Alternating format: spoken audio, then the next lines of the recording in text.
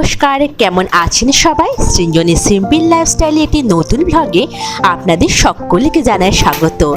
আজ সোমবার, আজ হলো অক্ষয় তৃতীয়া। সকলকে জানাই অক্ষয় তৃতীয়ার অনেক অনেক শুভেচ্ছা। যদিও আপনারা যেদিন এই ভিডিওটা দেখবেন সেদিন হয়তো অক্ষয় তৃতীয়া পার হয়ে যাবে।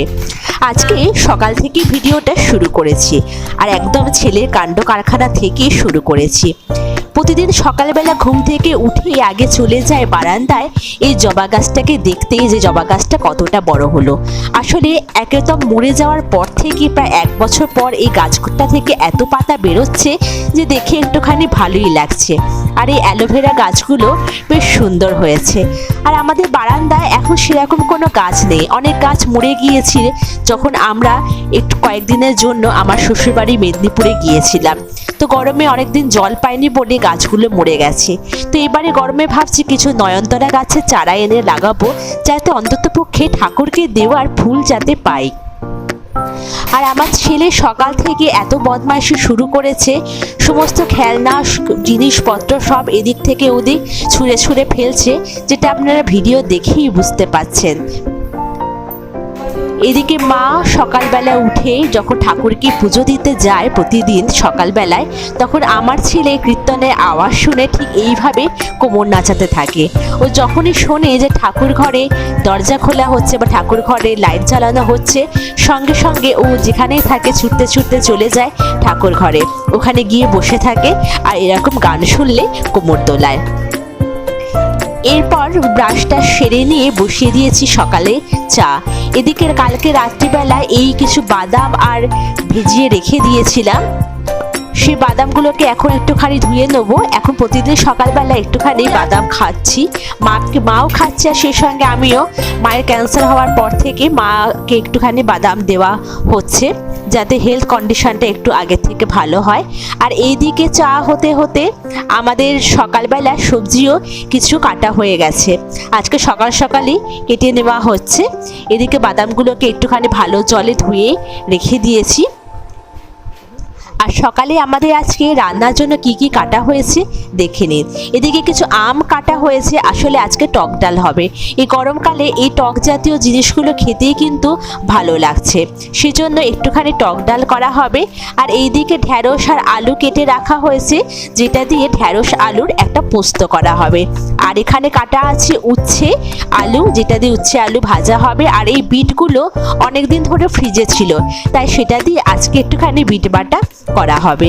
এই সমস্ত বাটাবুটি খেতে কিন্তু দারুণ লাগে। আর বিট বাটা কখনো কি আপনারা খেয়েছেন? যদি কেউ না জানেন তাহলে আমাকে বলবেন, রেসিপিটা আমি কোনো একদিন কোনো একটা ভিডিওতে শেয়ার করে নেব। তো এইদিকে চাটা কমপ্লিট রেডি হয়ে গেছে।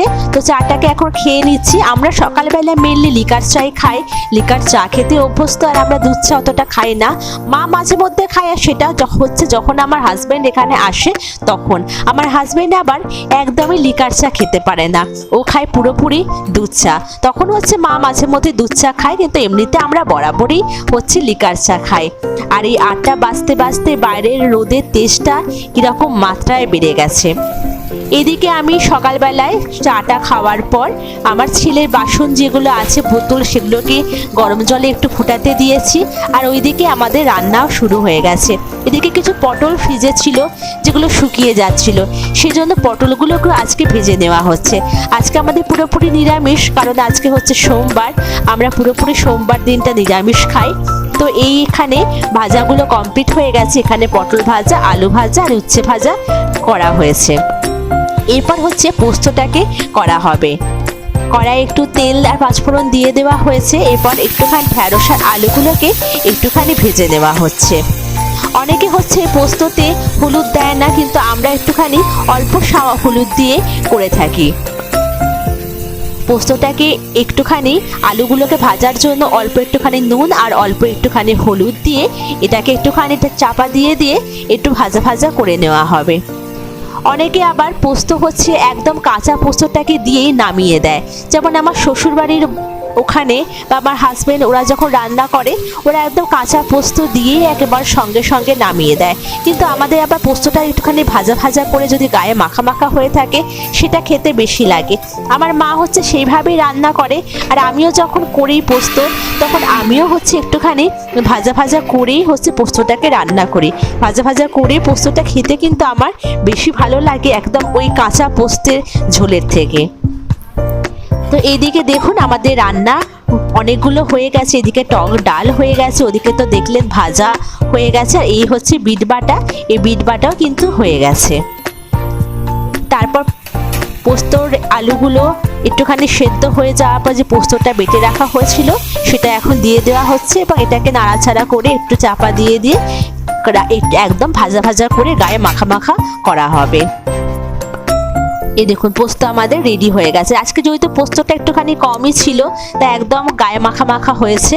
আর এইদিকে দুটো মাছ ছিল, সেই মাছগুলোকে ভাজা হচ্ছে।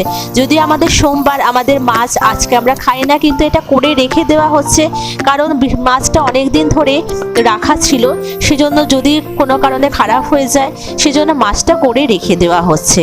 তো এইদিকে আমাদের মাছের ঝোলও কিন্তু রেডি হয়ে যাচ্ছে, আর মাছটাকে পুরো একবার শুকনো মাখা মাখা করে করা হয়েছে। আর বাড়িতে বসিয়েছিলাম হয়েছিল এই টক দইটা। আগে আমার দই কিনেই খেতাম, কিন্তু হাজবেন্ড দেখিয়ে দিয়েছিল।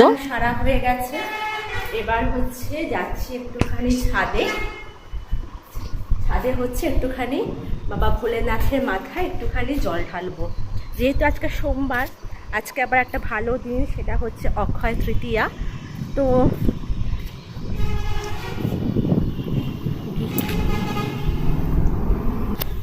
সেই জন্য এখন হচ্ছে মন্দিরে এলাম, মন্দিরে এসে একটু ঠাকুরের মাথায় একটুখানি জল ঢেলে নিই। তো আপনারা সঙ্গে থাকুন আর দেখতে থাকুন। আজ যেহেতু সোমবার, আর প্রতি সোমবারই আমি আসি আমাদের ফ্ল্যাটের উপরে যে ভোলে বাবার মন্দির আছে সেই মন্দিরে বাবা ভোলে বাবার মাথায় জল ঢালার জন্য। এখন গরমকাল বলে এই মাথায় এই ঘড়াগুলো দিয়ে এখানে জল দিয়ে দেওয়া হয়। তো আমি এখন শিবের মাথায় জল ঢালতে চলে এসেছি। আমার যেহেতু আবার ডিউটি আছে সেজন্য সকাল থেকে একটু তাড়াহুড়ো লেগে গেছে।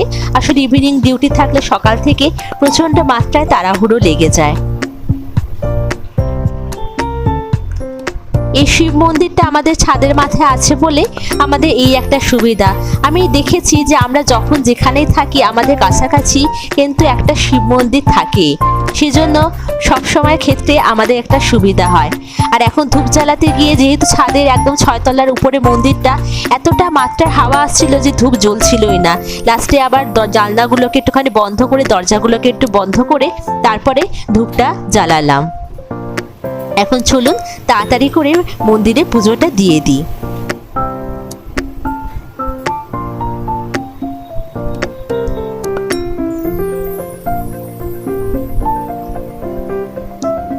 বাবা ভোলেনাথকে ধূপ দেখিয়েও বাইরেও যে তুলসী মঞ্চ, বাইরে যে ঠাকুরগুলো আছে, সূর্য দেবতা, এগুলোকে হচ্ছে সবাইকে হচ্ছে ধূপ দেখিয়ে দিলাম।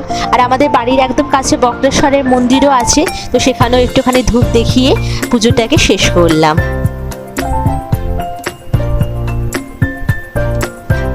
তো চলুন পুজো শেষ হয়ে গেছে, এবার ঘরে ফিরে তাড়াতাড়ি খাওয়া দাওয়াটা সেরে নিই, তারপরে আবার বেরোতে হবে ডিউটিতে।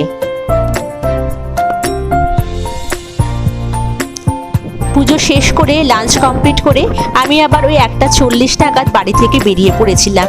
বেরিয়ে ধরেছি টোটো, আর এখন যেহেতু গরমকাল সেজন্য দুপুরের দিকটা একদম ফাঁকা ফাঁকা থাকে, একদম বেরোলেই সঙ্গে সঙ্গে টোটো পায় না, একটুখানি দাঁড়াতে হয় বা একটুখানি হেঁটে গিয়ে তারপর হচ্ছে একটা টোটো পাই।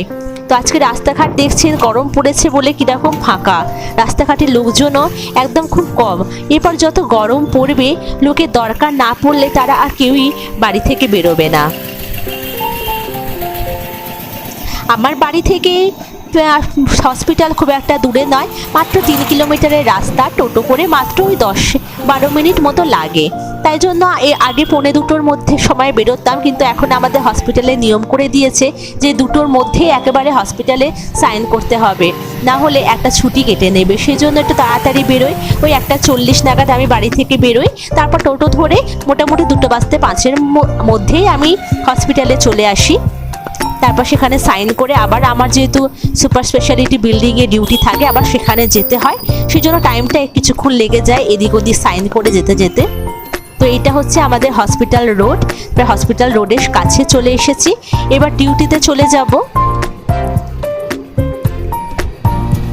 এরপর ওল্ড বিল্ডিংয়ে সাইন করলাম, সাইন করে এখন যাচ্ছি নিউ বিল্ডিং মানে সুপার স্পেশালিটি বিল্ডিং, এখানেই হচ্ছে আমার ওয়ার্ড। ডিউটি চলাকালীন হয়তো ভিডিও করতে পারবো না বা ভিডিও করাও সম্ভব হবে না, তো চলুন ডিউটিতে যাই। ডিউটি শেষ হওয়ার পর আবার যদি পারি আপনাদের সাথে কিছুটা গল্প করে নেব। তো এই হচ্ছে আমাদের সুপার স্পেশালিটি বিল্ডিং। এখানে আবার বায়োমেট্রিক দিতে হবে, মানে ওল্ড বিল্ডিংয়ে সাইন করে আবার নিউ বিল্ডিংয়ে বায়োমেট্রিক দিয়ে তারপরে আবার ওয়ার্ডে ঢুকতে হয়। তো এখন চলে এসেছি ওয়ার্ডে। মাঝখানে ওয়ার্ডের কাজকর্ম কমপ্লিট করে এখন বেজে গেছে 8টা, এখন ফিরে পড়ছি বাড়িতে।